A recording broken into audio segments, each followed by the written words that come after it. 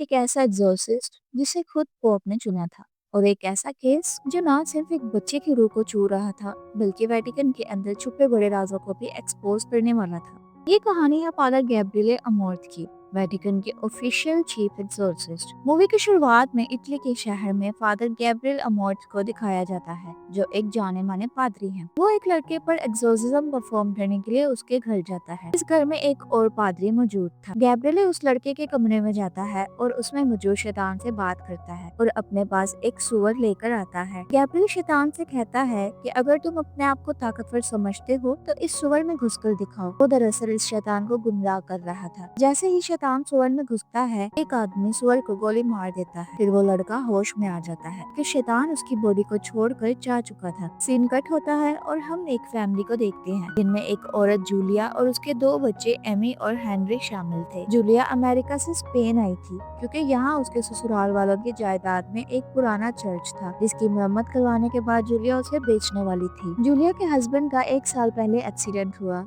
जिसमें उसकी मौत हो गई। चर्च में कंस्ट्रक्शन का काम चल रहा था। वहाँ चर्च की देखभाल के लिए फादर थॉमस मौजूद थे। जूलिया और बच्चों का घर भी चर्च के पास था। रात में हेनरी चर्च के निचले हिस्से में घूम रहा था। अचानक उसे किसी दीवार से हलचल महसूस होती है। जब वो उस दीवार से एक ईंट हटाता है, उसे सामने सुराख में एक दरवाजा दिखता है जिस पर किसी तरह की मोहर बनी थी। सीन कट होकर इटली में फादर गैब्रिएल को दिखाया जाता है, जो पादरियों के एक बड़े पैनल से मिलते हैं। वो सारे पादरी गैब्रिएल से कहते हैं, पिछले दिनों तुमने किसी लड़के पर एक्सोर्सिज्म परफॉर्म किया, लेकिन उससे पहले तुमने चर्च से इजाजत क्यों नहीं ली? तुम्हें उस लड़के को किसी साइकाइट्रिस्ट को रेकमेंड करना चाहिए था, इसलिए हम तुम्हें हेड प्रीस्ट के ओहदे से हटा रहे हैं। गैब्रिएल को इस बात पर गुस्सा आ जाता है और वो कहता है कि मुझे बड़े पादरी ने अपॉइंट किया है, इसलिए अगर मुझे निकालना है तो मेरे बॉस से बात करो। दो मजदूर चर्च के उसी निचले हिस्से से गुजर रहे थे। उन्हें कुछ आवाजें सुनाई देती हैं। वो आवाजें उन्हें उसी सुराख से आती हैं जो हेनरी ने देखा था। जब वो मजदूर उसके अंदर हाथ डालते हैं तो अचानक वहाँ बहुत सी आग का धमाका होता है और मजदूर जल जाते हैं। फिर सारे मजदूर ये देखकर काम छोड़कर चले जाते हैं। जूलिया अपने कमरे में बैठी थी कि अचानक उसे कुछ आवाज आती है। जब वो बाहर जाकर देखती है तो वहाँ कोई नहीं था। फिर वो हेनरी के कमरे में जाती है और हेनरी से मिलती है। वो उसे गले लगाती है पर अचानक हेनरी डिमोनिक आवाज में कहता है कि पादरी को बुलाओ। जूलिया बहुत डर जाती है। वो फादर थॉमस को बुलाती है, लेकिन फादर थॉमस जब हेनरी के कमरे में जाता है तो हेनरी फादर थॉमस पर हमला करके उसे बाहर फेंक देता है। वो डीमन की आवाज में कहता है कि ये गलत प्रीस्ट है, असली प्रीस्ट को बुलाओ। जूलिया हेनरी को एक डॉक्टर के पास भी ले जाती है। डॉक्टर से पूछती है कि क्या हेनरी के दिमाग पर कोई सदमा है, जिस पर जूलिया बताती है कि उसने अपने डैड का एक्सीडेंट होते हुए अपनी आंखों से देखा था। तब से उसने बात करना बंद कर दिया। डॉक्टर कहती है कि उसके सारे टेस्ट नॉर्मल हैं और इसे कोई बीमारी नहीं है, लेकिन फिर भी अगर हेनरी अपने आपे से बाहर हो जाए तो ये इंजेक्शन ले ले और इसे दे दे। ये नींद का इंजेक्शन है। इटली में बड़े फादर गैब्रिएल को अपने पास बुलाते हैं और उससे कहते हैं कि स्पेन में बच्चे की तबीयत बहुत खराब है और मैं चाहता हूँ कि तुम उसकी मदद के लिए जाओ। बड़े फादर के रवैये से पता चलता था कि वो गैब्रिएल के काम से बहुत खुश थे, इसलिए गैब्रिएल स्पेन जूलिया के अबाई चर्च पहुँचता है। गैब्रिएल चर्च में थॉमस और जूलिया से मिलता है। गैब्रिएल जब हेनरी से मिलता है तो वो उसे एक क्रॉस दिखाता है। वो क्रॉस देखते ही हेनरी की आंखें शैतान की आंखों में बदल जाती हैं। गैब्रिएल उस शैतान से उसका नाम पूछता है। वो शैतान कहता है कि मैं कोई अक्ल का अंधा नहीं जो तुम्हारी बातों में आकर सुअर में घुस जाऊं। शैतान कहता है कि मैं यहाँ तुम्हारे लिए आया हूँ और तुम्हारे गुनाहों को भी अच्छी तरह जानता हूँ। वो गैब्रिएल को कुछ विजन्स दिखाता है जब गैब्रिएल फौज में था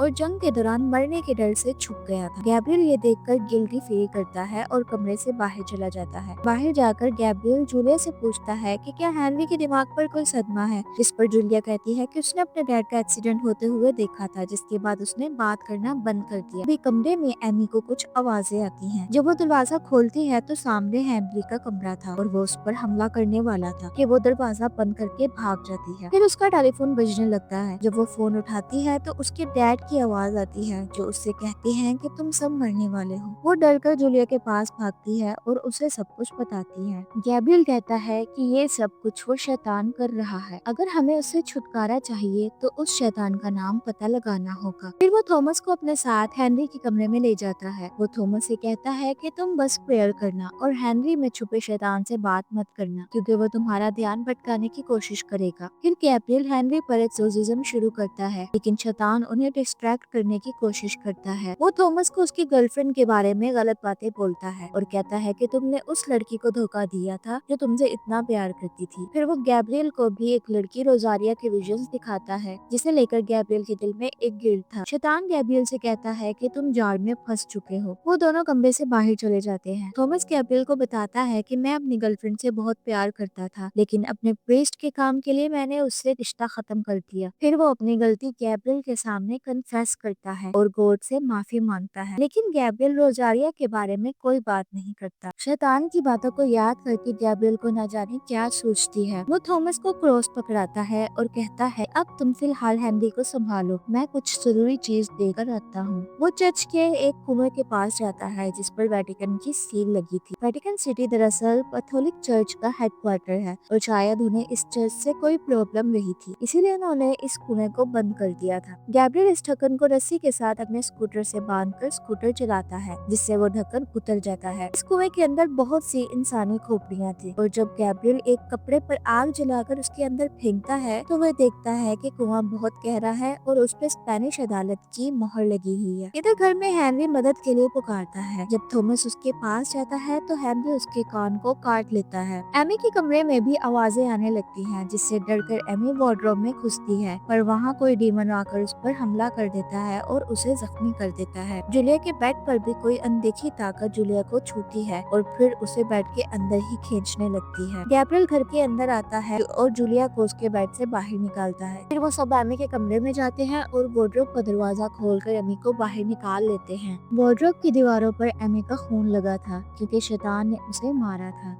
गैब्रियल जूलिया और एमी को चर्च में सुलाकर थॉमस को कुआं दिखाता है और कहता है कि कई साल पहले जो लोग कन्वर्ट नहीं हुए थे, अदालत उन्हें इस कुएं में फेंक देती थी। जरूर इसके नीचे कुछ है। फिर गैब्रियल और थॉमस चर्च के निचले हिस्से में जाकर जांच करते हैं, जहां दो मजदूर जले थे। वो उस दीवार को तोड़ते हैं। सामने उन्हें एक दरवाजा दिखता है जिस पर वेटिकन की सील थी। वो इस दरवाजे को गिरा देते हैं। अंदर का नजारा बहुत खौफनाक था, क्योंकि अंदर बहुत से मुर्दों के ढांचे दीवारों के खानों में बंद थे। गैब्रियल बताता है कि ये मुर्दों को दफनाने का बहुत पुराना तरीका है। एक मुर्दे को तो पिंजरे के अंदर बंद किया गया था। वो ढांचा चर्च के आखिरी धर्म रक्षक का था। गैब्रियल बताता है कि ऐसा पिंजरा तब बनाया जाता है जब कोई एक्सोर्सिज्म फेल हो जाए, ताकि शैतान से बचा जा सके। सामने उन्हें एक लोहे का दरवाजा दिखता है। जब वो उसे खोलकर अंदर जाते हैं तो वहाँ उन्हें एक और ढांचा दिखता है जो किसी थ्रोन पर बैठा था। गैब्रियल थॉमस को बताता है कि ये फादर फ्रायर हैं, जो अपने जमाने के बड़े पादरियों में से एक थे। ऊपर चर्च में जब जूलिया की आंख खुलती है तो वो देखती है कि एमी उसके पास नहीं है। उसे हेनरी के कमरे से एमी के हंसने की आवाजें आती हैं। जूलिया एक नींद का इंजेक्शन भरकर अपने साथ हेनरी के कमरे में ले जाती है। वहाँ वो देखती है कि एमी हेनरी के पास बैठी है और उस डीमन ने हेनरी और एमी दोनों को पोजेस कर लिया है। वो एमी को अपने पास खींच लेती है, जिसके बाद एमी होश में आ जाती है। शैतान जूलिया पर हमला कर देता है और अपनी पावर से उसका गला दबाने लगता है, पर फिर एमी नीचे गिरा हुआ नींद का इंजेक्शन उठाकर हेनरी को लगा देती है, जिससे हेनरी बेहोश हो जाता है। गैब्रियल को उस फादर के ढांचे के पास एक डायरी मिलती है, जिसने उसने उस शैतान के एक्सोर्सिज्म के बारे में लिखा, जिसने इस चर्च पर कब्जा किया हुआ था, जो फादर फ्रायर ने परफॉर्म किया था। दूसरी तरफ बड़े फादर जब हेनरी के डॉक्यूमेंट पढ़ते हैं तो उन्हें धर्म रक्षक का खत मिलता है, जिसमें लिखा था कि सेंट सेबेस्टियन चर्च पर एक शैतान का कब्जा है। ये वही चर्च था जिसमें हेनरी था। ये खत पढ़कर परेशानी से बड़े फादर की तबीयत बहुत ज्यादा खराब होने लगती है और वो गैब्रियल का नाम पुकारने लगते हैं। गैब्रियल कहता है कि मरम्मत के काम ने शैतान को आजाद कर दिया होगा। फादर फ्रायर ने लिखा कि इस शैतान का नाम एज़मेडियस है, जो नर्क का राजा है। गैब्रियल कहता है कि हमें इसका नाम मिल गया, अब हम इस पर एक्सोर्सिज्म परफॉर्म कर सकते हैं। गैब्रियल थॉमस के सामने अपने गुनाह कन्फेस करता है कि एक लड़की रोजारिया शैतान के कब्जे में थी,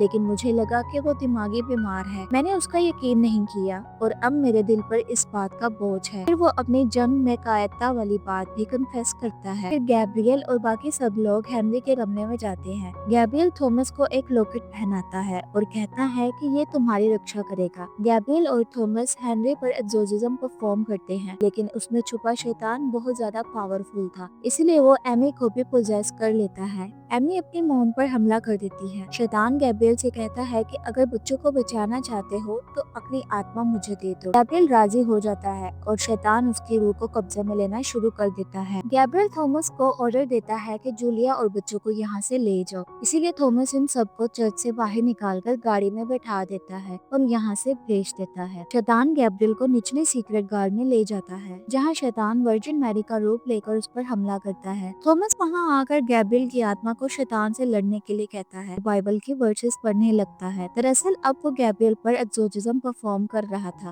क्योंकि शैतान ने अब गैब्रियल पर कब्जा कर लिया था। शैतान थॉमस पर भी हमला कर देता है, लेकिन थॉमस इस होली लॉकेट को शैतान के माथे पर लगाता है, जिससे शैतान कमजोर हो जाता है। फिर वो दोनों बहुत से राइट्स पढ़ते हैं और शैतान को हराकर नर्क में भेज देते हैं। अब हम देखते हैं कि गैब्रियल और थॉमस अपने बड़े चर्च में वापस लौट गए हैं। बड़े फादर उन्हें अब एक और जिम्मेदारी देते हैं कि दुनिया में बाकी जितने भी पोजेस चर्च हैं, अब तुम्हें उनका पता लगाना है और वहां से शैतानों को भगाना है। फिर हमें पता चलता है कि फादर गैब्रियल जितनी देर भी जिंदा रहे, हमेशा एक्सोर्सिज्म भी परफॉर्म करते थे।